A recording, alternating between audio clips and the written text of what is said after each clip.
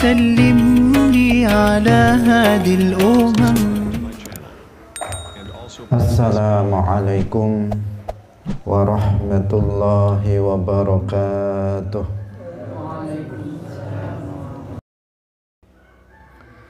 Hadirin hadirat kaum muslimin muslimat, pemirsa Madu TV rahimakumullah. Alhamdulillah, puji syukur kita sampaikan kepada Allah Subhanahu wa taala. Pagi hari ini Allah Subhanahu wa taala masih mengkaruniakan nikmat-nikmatnya kepada kita semuanya. Nikmat yang sangat banyak yang kita tidak mampu menghitungnya karena saking banyaknya, terutama nikmat iman, Islam dan taufik. Karena dengan ketiga nikmat itu kita berada di tempat ini dalam majelis ilmuddin. Semoga Allah Subhanahu wa taala menetapkan taufiknya untuk kita semuanya sampai dengan kita meninggal dunia, sehingga banyak kebaikan-kebaikan yang bisa kita lakukan. Amin ya rabbal alamin. Shalawat dan salam semoga tetap terlimpahkan kepada Nabi Agung Nabi Muhammad sallallahu alaihi wasallam, para sahabatnya, para keluarganya, serta seluruh umat Islam yang mengikuti beliau ila yaumil qiyamah. Hadirin hadirat pemirsa Madu TV rahimakumullah. Pada pagi hari ini kita masih melanjutkan pembahasan tentang mustahiquz zakah. Yang kemarin belum selesai kita jelaskan. Insya Allah pagi hari ini akan kita jelaskan. Untuk itu mari kita memulainya dengan mengikhlaskan niat lillahi ta'ala. Pada pertemuan sebelumnya kita jelaskan tentang 3 mustahiq zakat. Yang pertama fakir, yang kedua miskin, dan yang ketiga amil.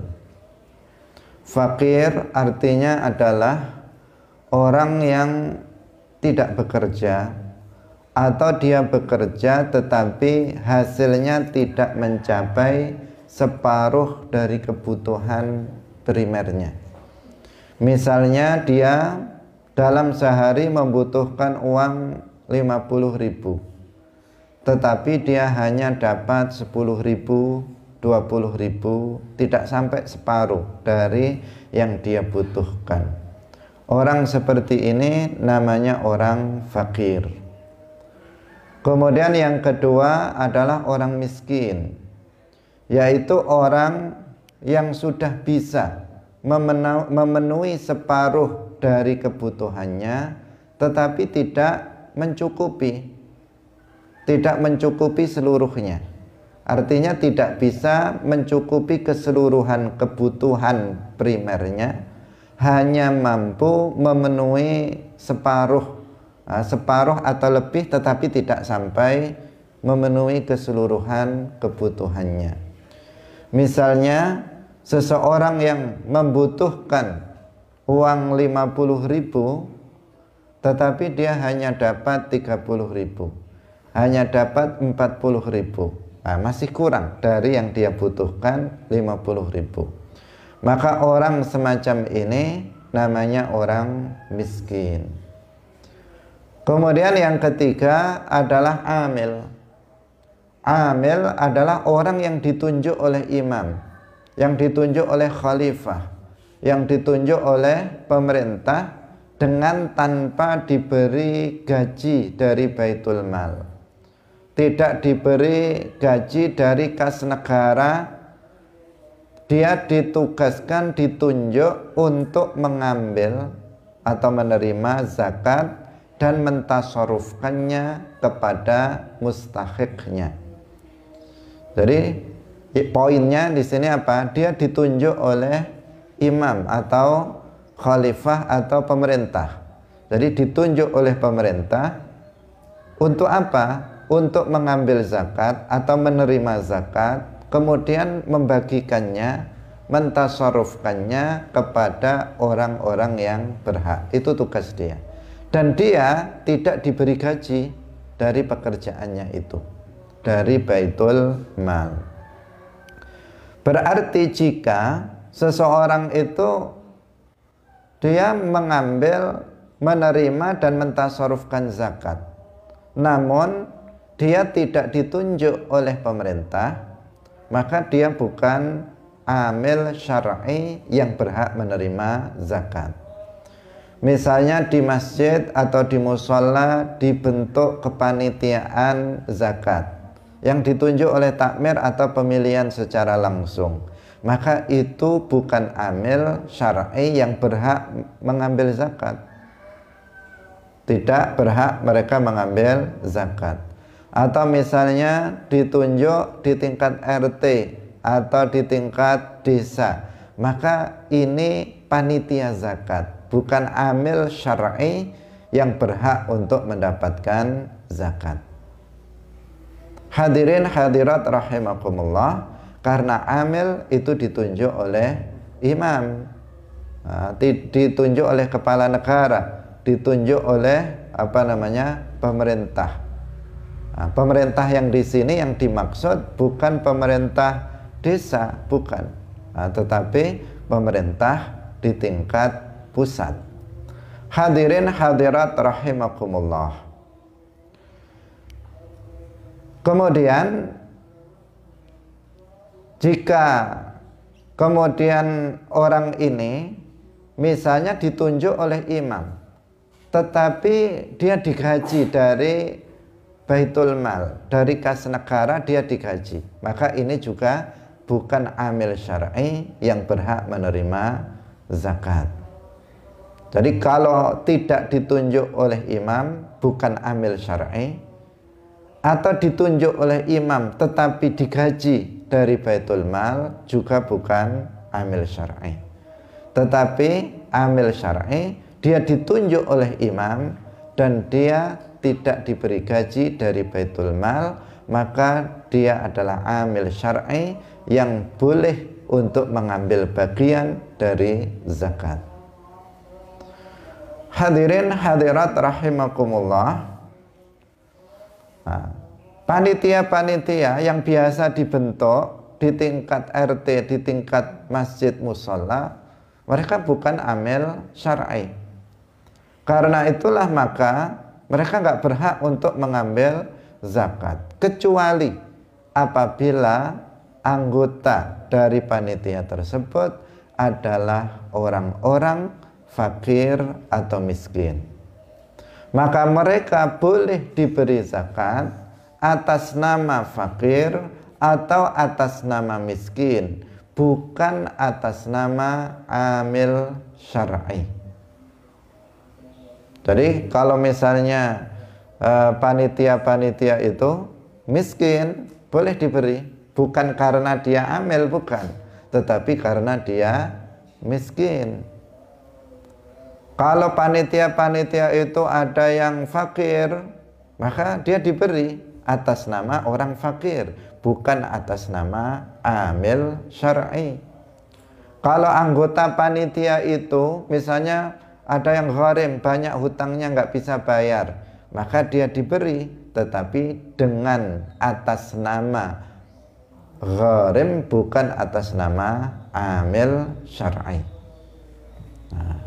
Hadirin hadirat rahimakumullah, ini perlu untuk diperhatikan. Karena banyak praktek yang terjadi di masyarakat, kemudian panitianya yang dibentuk oleh masyarakat sekitar, oleh masjid mushola, kemudian ternyata dia ngambil bagian dari zakat itu. Yang lebih ironis lagi, sebagian mereka lebih banyak yang diambil oleh mereka daripada yang untuk fakir miskin. Padahal mereka bukan amil syar'i dan dia bukan fakir, bukan miskin. Dia orang kaya, tapi jadi ketua panitia, misalnya zakat, kemudian dia mengambil bagian dari zakat itu. Maka ini namanya apa? Mengambil sesuatu yang bukan haknya. Nah, ini berbahaya nanti di akhirat untuk dia. Hadirin hadirat rahimakumullah. Kemudian yang keempat adalah al-mu'allafatu qulubuhum. Al-mu'allafatu qulubuhum artinya adalah orang yang baru masuk Islam dan Islamnya masih lemah. Mereka diberi bagian zakat ini supaya niat masuk Islamnya itu menjadi kuat. Jadi yang perlu diperhatikan di sini yang pertama apa? Dia orang yang baru masuk Islam. Yang kedua, dan Islamnya masih lemah. Itu yang disebut mu'allaf. Ini yang perlu diperhatikan. Karena apa? Karena ada sebagian kita, dan ini adalah salah kaprah. Ada orang yang sudah masuk Islam bertahun-tahun. Sudah 20 tahun dia masuk Islam. Dan dia juga sudah bermasyarakat dengan umat Islam dengan baik. Tetap saja dia disebut mu'allaf. Dia itu mu'allaf. Padahal apa? Sudah masuk Islam sekian puluh tahun. Ada bahkan seseorang yang sudah masuk Islam lama. Bahkan dia sudah jadi ustadz, ceramah ke sana kemari. Tetapi kemudian orang tetap menyebutnya dia itu mu'allaf. Nah, karena dia menganggap mu'allaf itu ya pokoknya orang yang dulu nggak Islam kemudian masuk Islam berarti mu'allaf. Enggak. Mu'allaf itu adalah orang yang baru masuk Islam dan imannya masih lemah. Nah, dia diberi zakat tujuannya agar Islamnya semakin kuat.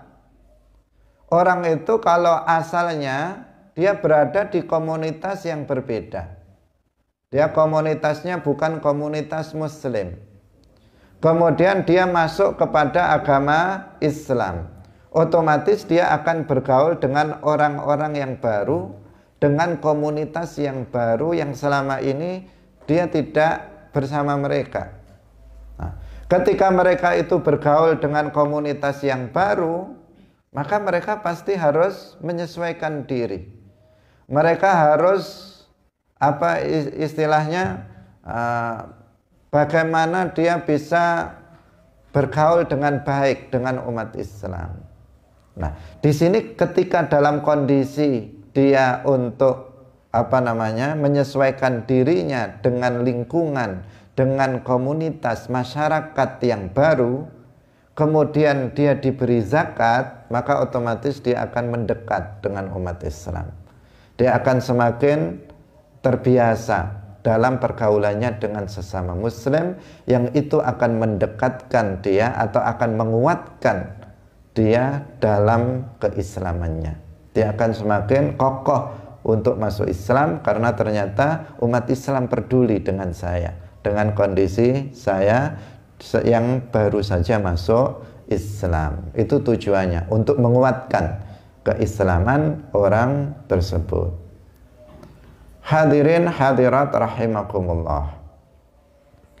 Mu'allaf juga memiliki makna yang lain. Ini makna yang pertama. Ini makna yang kedua adalah orang-orang yang baru masuk Islam dan Islamnya kuat, tetapi dia adalah orang yang terpandang di dalam kaumnya. Nah, dengan dia diberi zakat, maka mereka diharapkan, maka orang-orang semacam dia diharapkan nanti akan juga masuk Islam.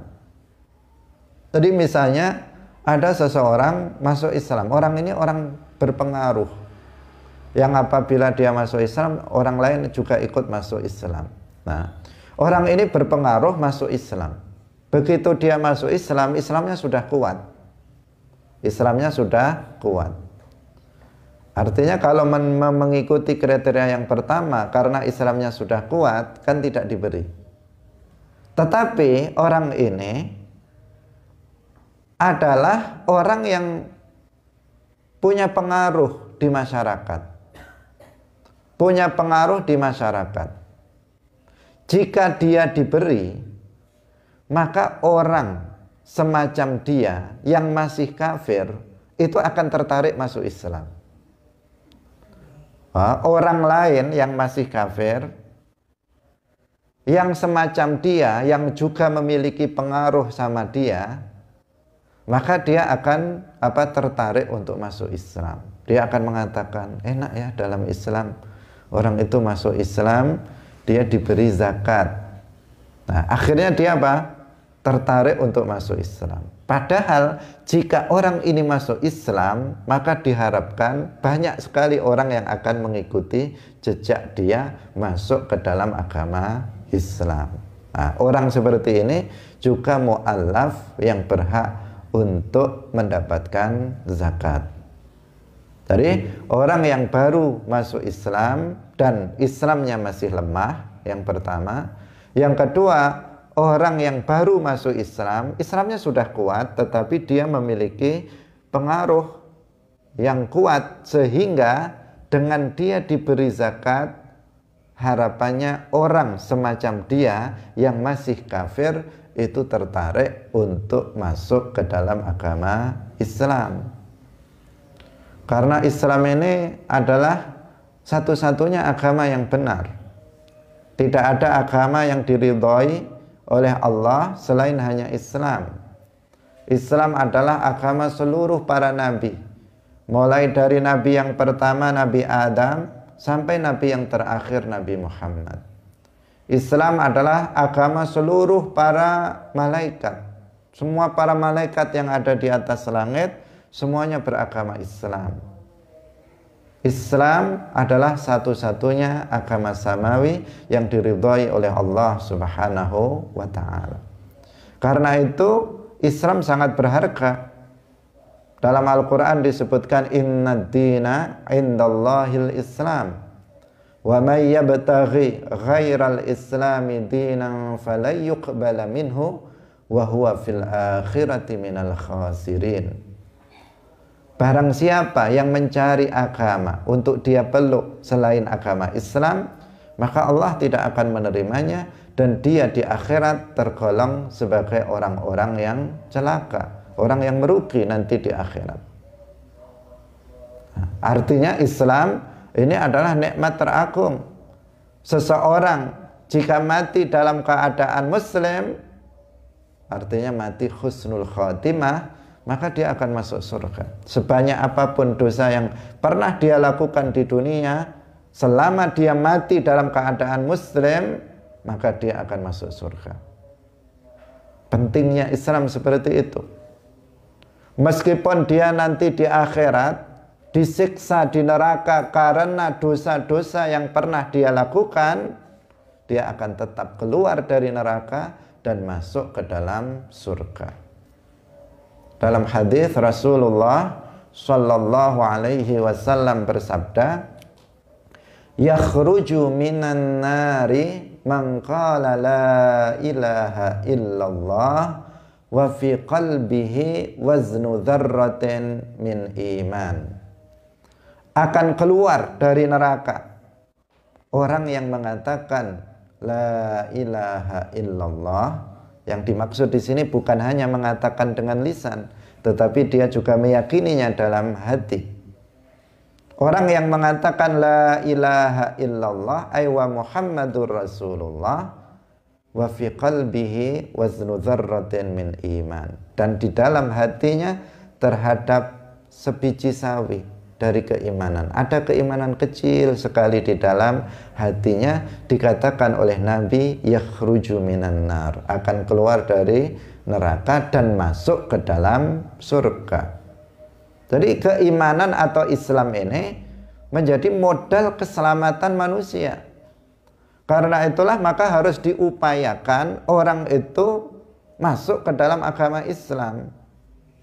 Harus dilakukan dakwah, ajakan kepada umat manusia agar masuk ke dalam agama Islam. Karena ketika seseorang itu masuk ke dalam agama Islam, berarti dia mendapatkan rahmah yang sangat agung, rahmah terbesar. Rahmat Allah yang terbesar adalah Islam. Islam adalah rahmat, karena dengan seseorang masuk Islam, dia akan mendapatkan surga Allah. Dia akan masuk ke dalam surga nanti di akhirat, selama-lamanya dia ada di sana. Itulah yang dimaksud Islam adalah rahmat. Rahmat Islam sangat banyak. Di antaranya yang terbesar, Islam akan menyebabkan seseorang masuk ke dalam surga. Belum lagi rahmat-rahmat Islam yang lainnya. Hadirin hadirat rahimakumullah.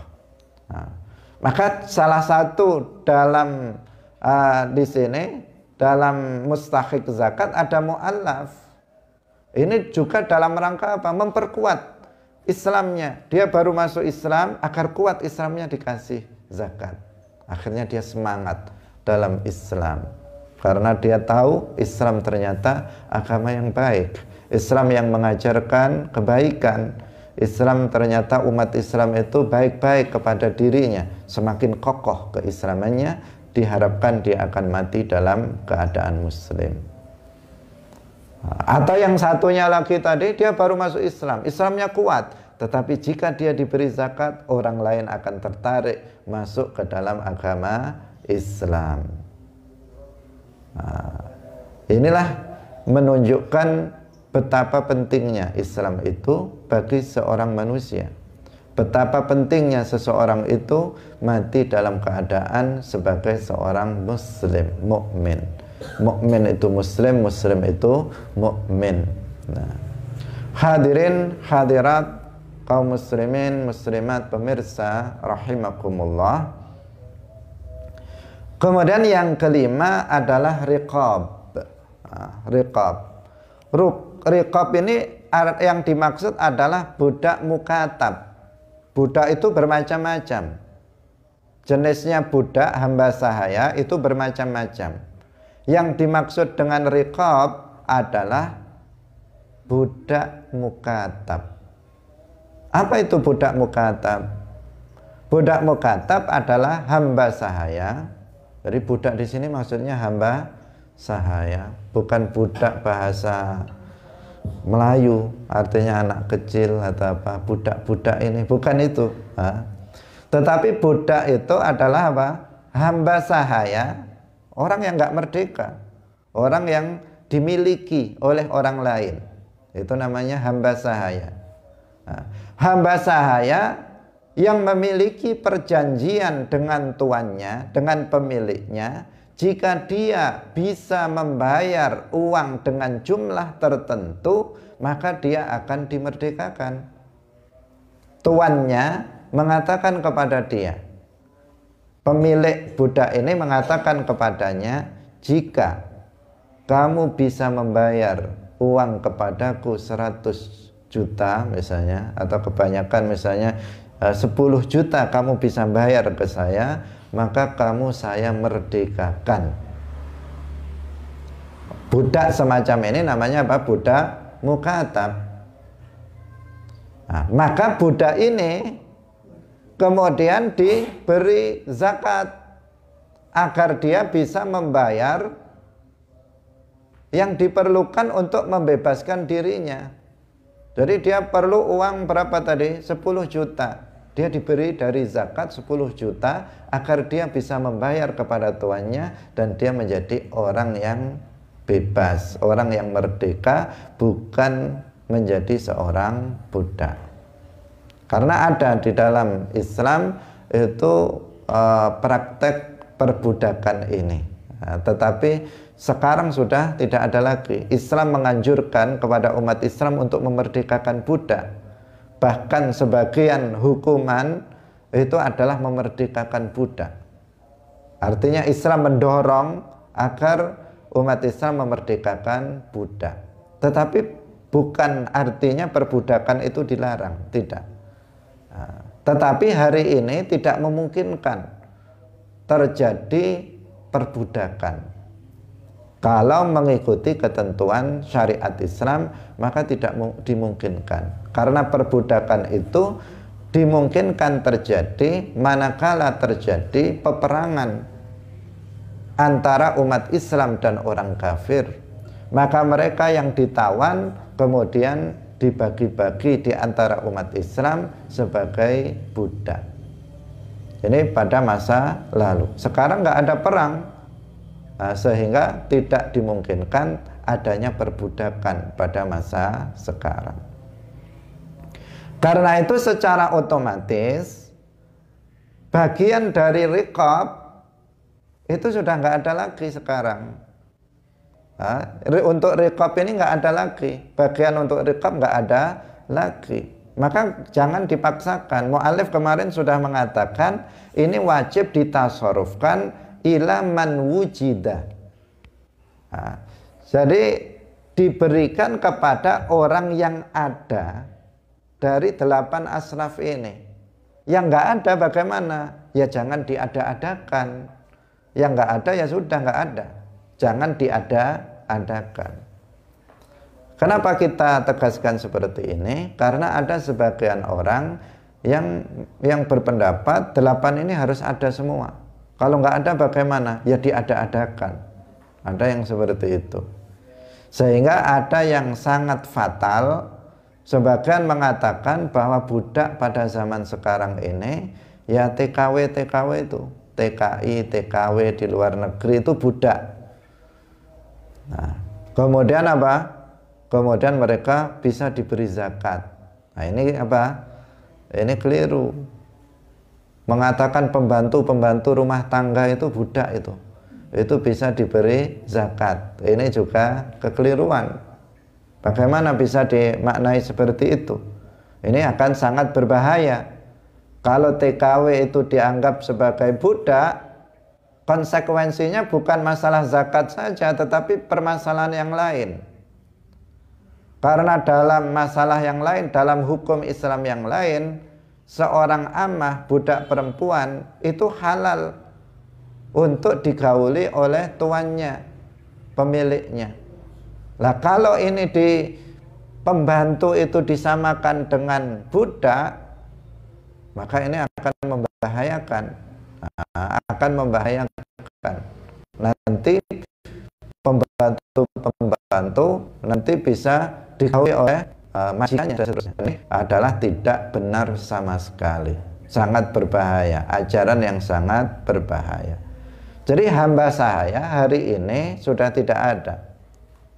Dikatakan ada hanya sedikit sekali di daerah Afrika, di Mauritania, tetapi itu pun sudah tidak diperjualbelikan. Katanya masih ada, tetapi sangat kecil dan sudah tidak diperjualbelikan lagi. Tetapi secara umum apa? Nggak ada lagi, maka otomatis bagian zakat untuk riqab itu adalah gugur.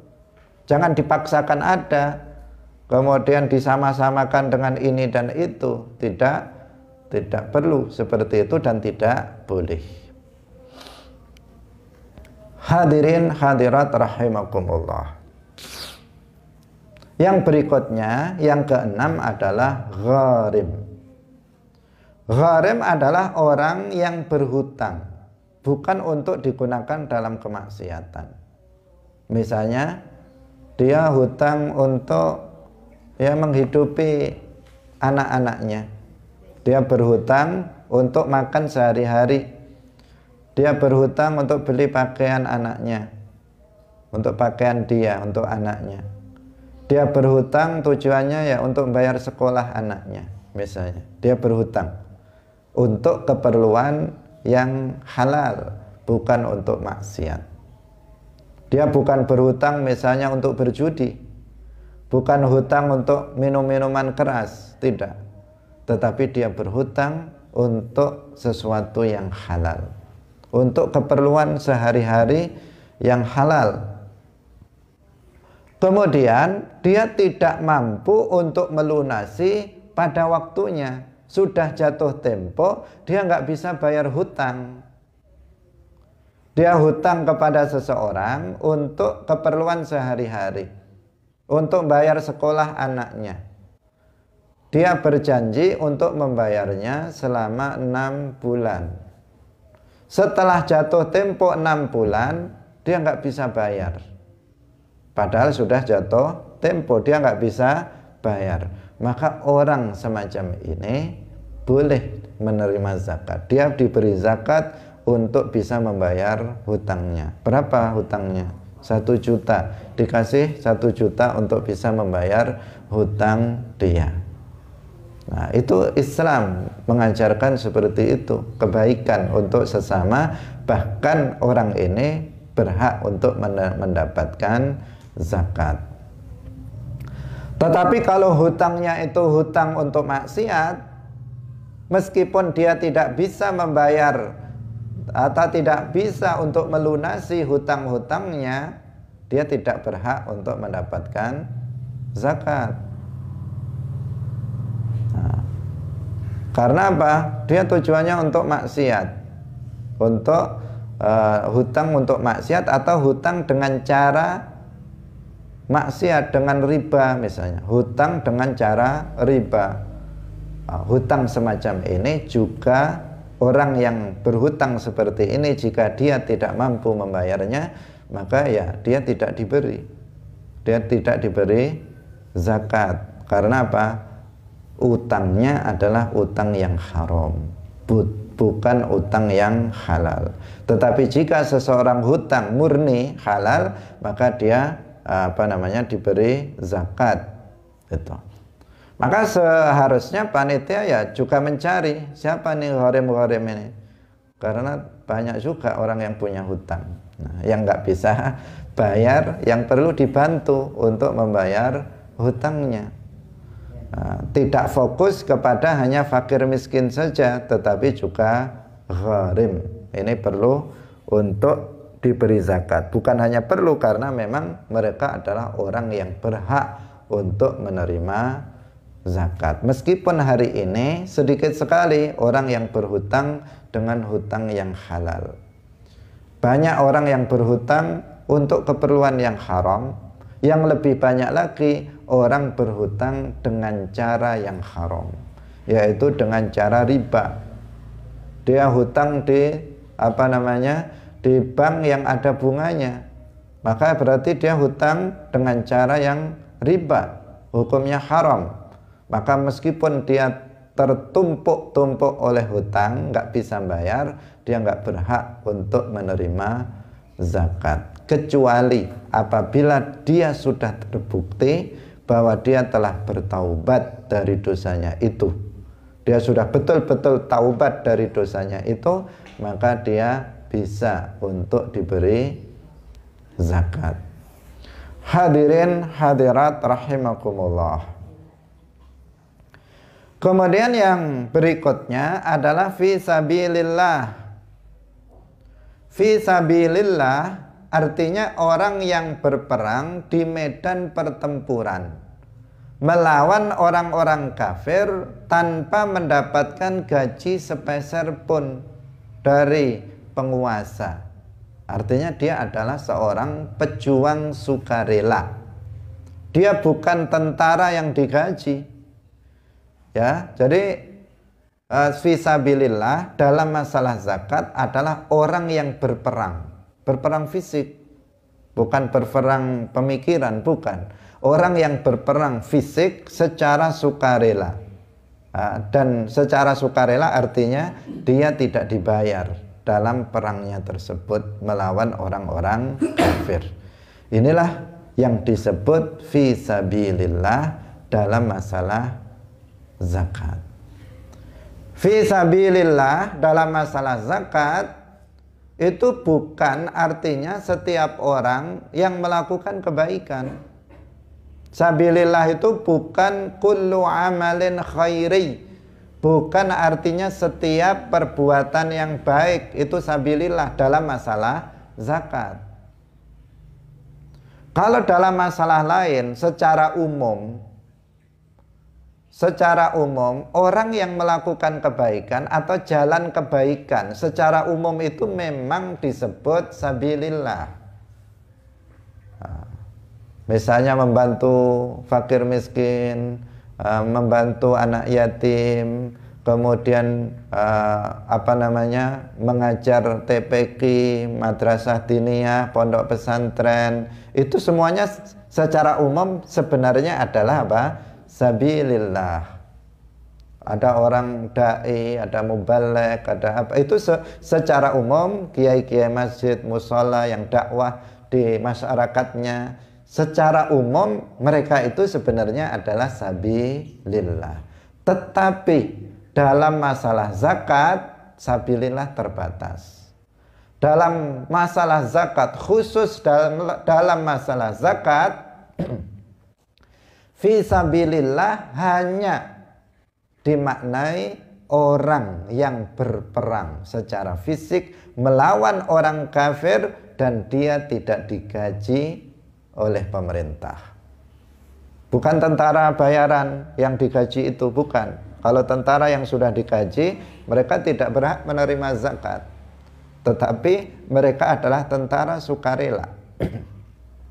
Mereka berjuang, berperang, bukan karena dia tentara, tetapi dia memang lillahi ta'ala, dia berjuang secara sukarela. Pejuang sukarela inilah yang dimaksud fisabilillah dalam masalah zakat. Sekali lagi, dalam masalah zakat. Artinya zakat tidak boleh diberikan untuk kepentingan setiap amal kebaikan. Zakat tidak bisa diberikan kepada para mubaligh, para guru-guru TPQ, guru-guru madin, kepada kiai langgar atau musola. Tidak bisa zakat diberikan untuk mereka dengan alasan mereka fisabilillah. Nggak bisa. Kenapa? Karena dalam masalah zakat, sabilillah itu hanya untuk orang-orang yang berperang.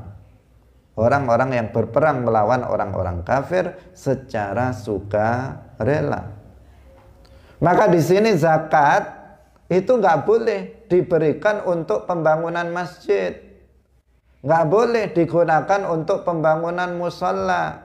Tidak boleh digunakan untuk pembangunan pondok pesantren, tidak boleh digunakan untuk pembangunan madrasah dan seterusnya. Kenapa? Karena ini tidak termasuk sabilillah dalam masalah zakat. Kecuali jika ustadz-ustadz TPQ-nya miskin atau fakir atau gharim, maka silahkan diberi. Kecuali apabila guru-guru kiainya, guru-guru pondok atau kiainya miskin, fakir, maka silahkan diberi. Nah, atas nama apa? Atas nama fakir, atas nama miskin, atau atas nama gharim, maka itu boleh mereka untuk mengambil zakat. Tapi kalau atas nama fisabilillah, maka nggak boleh. Karena khusus dalam masalah zakat, fisabilillah itu artinya al-ghuzah al-mutatawwi'un, yaitu orang-orang yang berperang secara sukarela. Bukan perang pemikiran, al-ghazwul fikri, bukan. Tetapi perang secara fisik yang dimaksud di sini. Ini perlu untuk diperhatikan.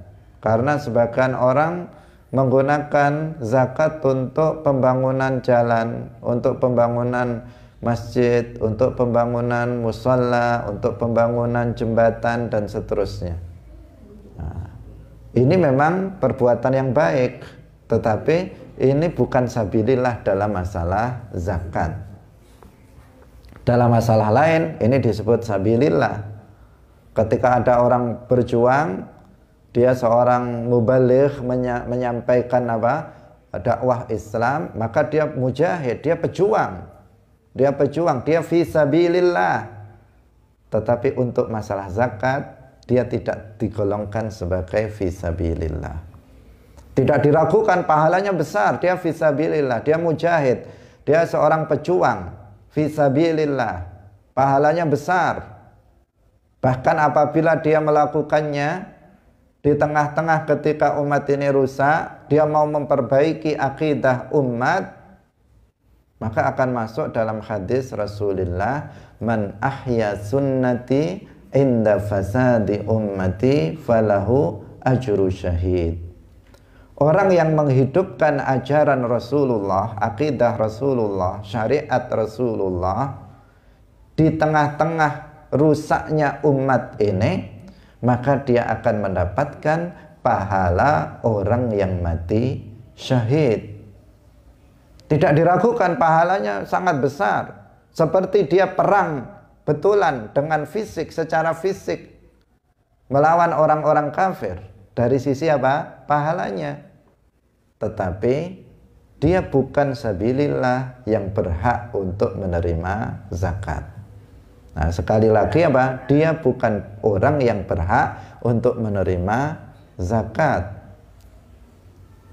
Kecuali apabila dia mubaleknya miskin, mubaleknya fakir, mubaleknya banyak utangnya, maka diberi dia apa? Bagian dari zakat. Bisa atas nama, bukan atas nama fisabilillah, tetapi atas nama fakir, miskin, atau misalnya gharim. Hadirin hadirat rahimakumullah. Nah, ini penting sekali untuk diperhatikan karena banyak yang di sini salah kaprah dalam dalam memberikan zakat. Salah, kalau salah tempat dalam memberikan zakat, maka zakatnya tidak sah.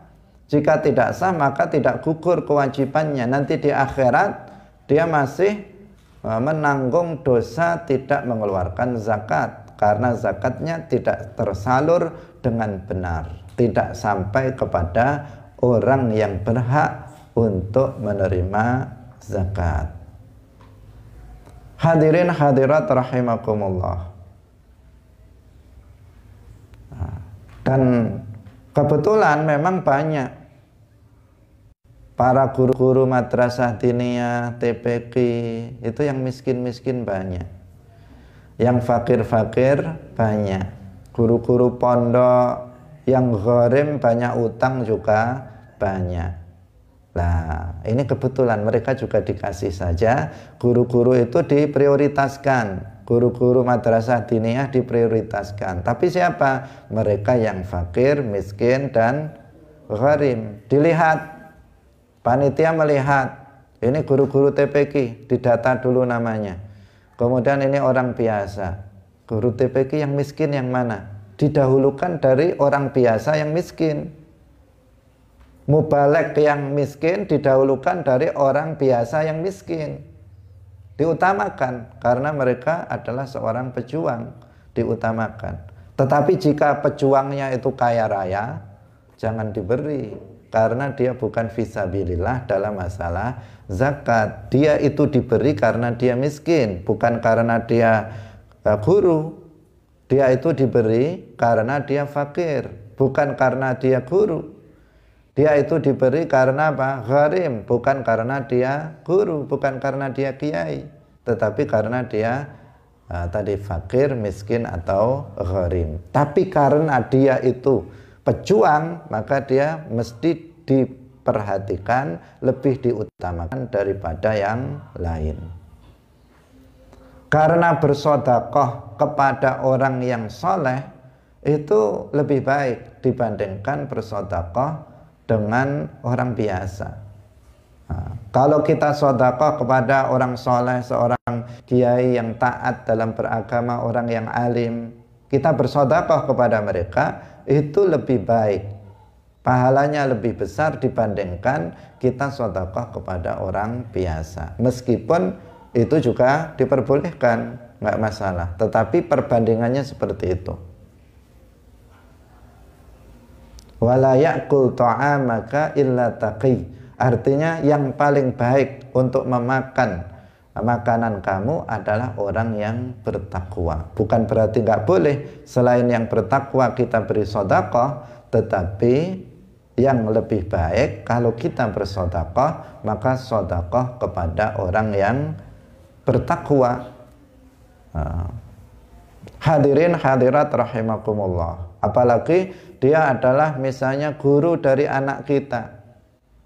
Guru dari anak kita diajari ngaji sama dia, anak kita diajari membaca Al-Quran, diajari sholat, diajari wudhu, ternyata gurunya miskin. Utamakan itu daripada memberikan kepada yang lain. Ternyata gurunya tergolong fakir, ternyata gurunya badannya kurus, mikir hutang misalnya, maka apa? Dahulukan dia daripada yang lain. Karena apa? Karena dia memiliki keutamaan dibandingkan yang lain, bahwa dia adalah guru dari anak kita. Tetapi apa? Ingat, kita memberi bukan karena dia guru, bukan karena dia fisabilillah dalam masalah ini, tetapi karena dia miskin, karena dia fakir, atau karena dia gharim. Hadirin rahimakumullah. Maka nggak boleh, sekali lagi nggak boleh memberikan zakat untuk setiap amal kebaikan, tetapi khusus untuk para pejuang yang berperang melawan orang kafir secara sukarela. Karena jika sabilillah itu diartikan setiap amal kebaikan, maka itu nanti akan tidak sesuai dengan ayat Al-Quran.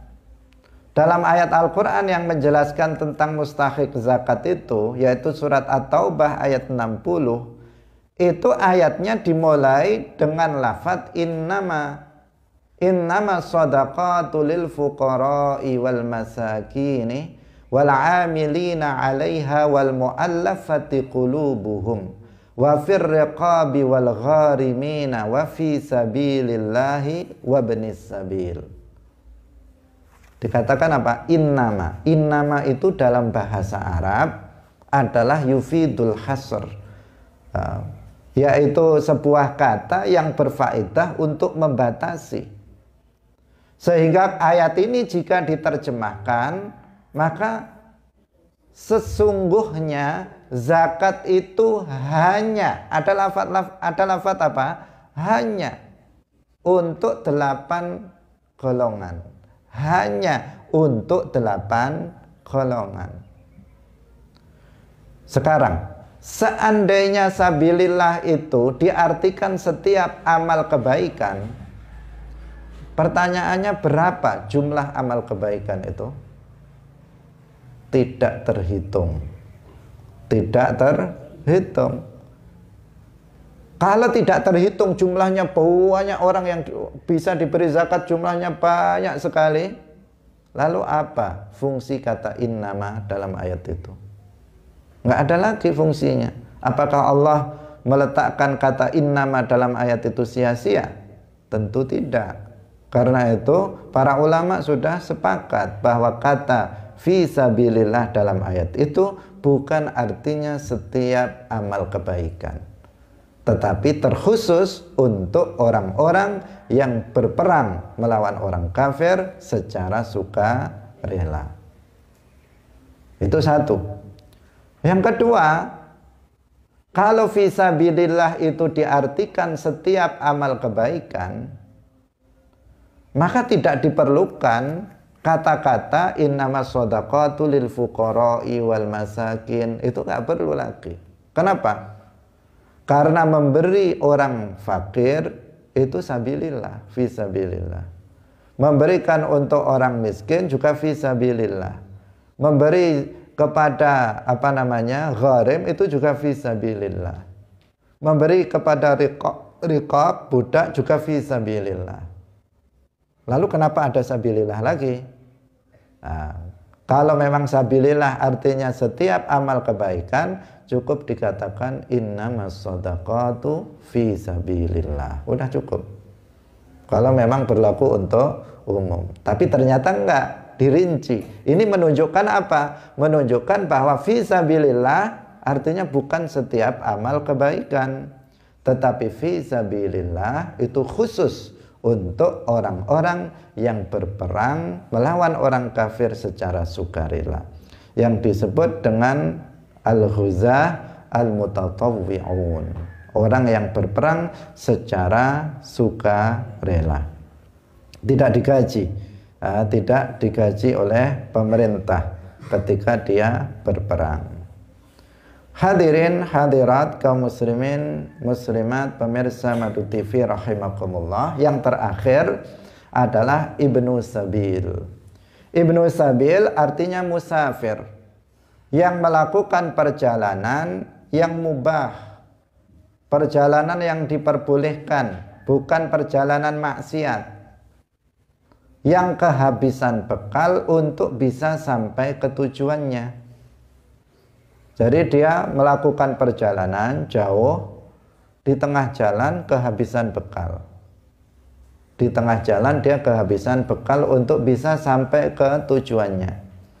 Misalnya dia dari Madura mau ke Jakarta, sampai di Kediri kehabisan bekal. Mau melanjutkan ke Jakarta nggak bisa lagi. Bekal untuk ongkos kendaraan nggak ada, untuk makan juga nggak ada. Nah, maka dia di sini kalau sampai di sini, kemudian di sini ada zakat, maka dia bisa diberi zakat itu untuk bisa sampai ke Jakarta dan kemudian pulang lagi ke kampungnya.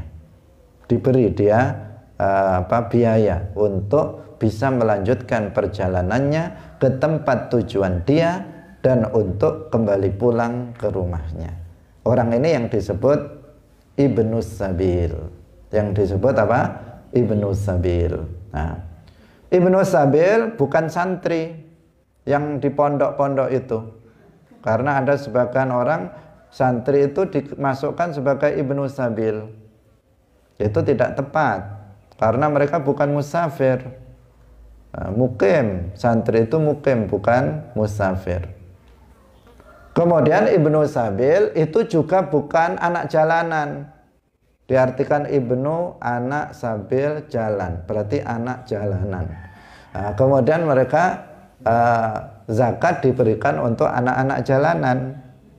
Nah, ini tidak betul. Ibnu Sabil tidak harus anak. Dia adalah orang yang musafir, yang kehabisan bekal untuk bisa melanjutkan perjalanannya menuju tempat tujuan dia. Orang seperti ini diberi zakat untuk bisa dia melanjutkan perjalanannya ke tempat tujuannya dan untuk bisa kembali lagi ke rumahnya. Hadirin hadirat rahimakumullah. Nah, demikian semoga kita bisa memahaminya. Ini adalah masalah ibadah. Seperti yang kita tekankan di awal, ini adalah masalah ibadah. Maka jangan pakai logika di sini kemudian merubah makna dari mustahik zakat yang telah disepakati oleh para ulama dengan cara tadi merekayasa. Riqab diartikan buruh misalnya, sabilillah diartikan pejuang secara umum, Ibnu Sabil diartikan anak jalanan dan sebagainya. Nah, ini artinya apa? Ini pakai logika-logika yang kemudian menghasilkan pemahaman yang bertentangan dengan apa yang telah disepakati oleh para ulama mujtahidun. Semoga bermanfaat. Barakallahu fikum wallahul muwaffiq ila aqwamit thoriq. Wassalamualaikum warahmatullahi wabarakatuh.